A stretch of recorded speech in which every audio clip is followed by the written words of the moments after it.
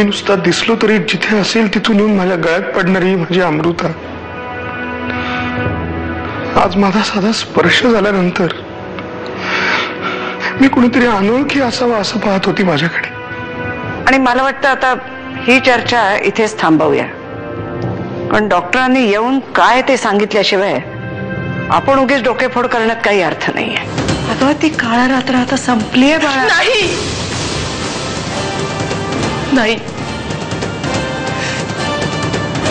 ती रात्र कधीच संपू शकत नाही.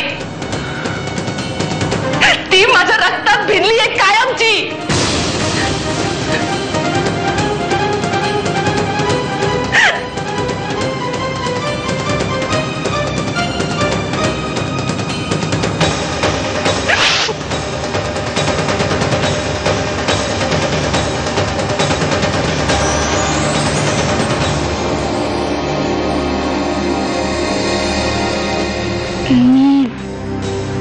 डॉक्टर जोशींना फोन केला होता. त्या येत आहेत म्हणाल्या. मला खूप खूप भीती वाटते. अमृता काहीतरी विचित्रच बोलत होती. काहीतरी झालंय ग. मला सांग, तू अमृताला सोडवायला गेला होतास तेव्हा कशी होती ती? कुठे ठेवलं होतं तिला त्यांनी? तुला सांगतो दादा, मी गेलो की नाही तेव्हा त्या कोमेजलेल्या फुलासारखी अशी खुर्चीमध्ये टाकलेली होती रे आपल्या अमृताला. बरं एक विचारायचं होतं, म्हणजे कुठल्या का कारणानं का होईना पण माझ्या हातून खून झाला हे खरं.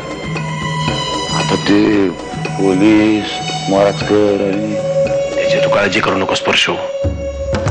तू इतकं केलंस माझ्यासाठी की मी हे एवढं तर नक्कीच करू शकतो तुझ्यासाठी. त्यामुळे तू निश्चिंत राहा, तुला काहीही होणार नाही. मी निश्चिंतच आहे रे, मला काय धाड भरली आहे. तुम्ही आता मला जे सांगितलं अमृता तसंच सगळं बोलली होती.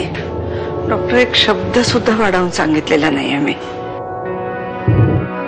हे जर सगळं खरं असेल ना तर ही केस वाटते तितकी सोपी नाहीये. आत्याबाई कसली तपासणी करायचं म्हणतायत या? हे बघा मिसेस किल्लेदार, माझ्या मनात काही शंका आहेत. त्या रूल्ड आउट होण्यासाठी म्हणावं तर, पण मला डॉक्टर कानेटकरांची मदत घ्यावीच लागेल. म्हणजे अमृता वामनाकडे बघून असं म्हणाली? हा विचार करून करून माझंही डोकं भणभणलंय परशू. भणभणला नाही तर दुसरं काय होणार रे. पण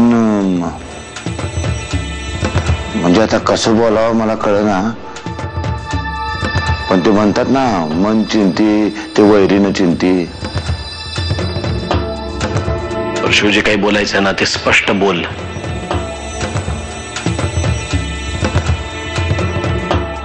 नाही आता तूच मला अभयदान दिलंय म्हणल्यावर बोलायला काय हरकत नाही.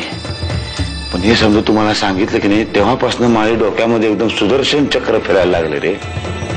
या सगळ्या किडनॅपिंगच्या प्रकारामध्ये वामण्याचा हात असेल तर शांत डोक्याने जरी विचार कर दादा. आता मोराजकर साहेब आपल्याला काय बोलले?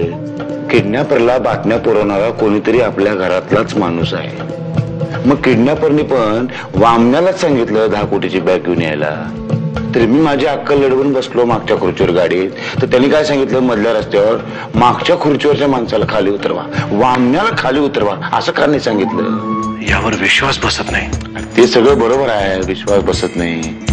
वामण्या नाही, त्याची बायको अहिल्या ती महामाया आहे ना. आता अहिल्याचा काय संबंध याच्याशी? अरे दादा संबंध नाही कसा म्हणतोस तू? तू त्या दोघांना घराबाहेर काढलं, डिवचले गेले ते. पुन्हा येताना हे सगळं प्लॅनिंग करूनच आले नसतील कशावरून? अहिल्याचं डोकं आणि हे खुळं त्याच्या मागे धावणार. नाही नाही, हे असं नाही होऊ शकत.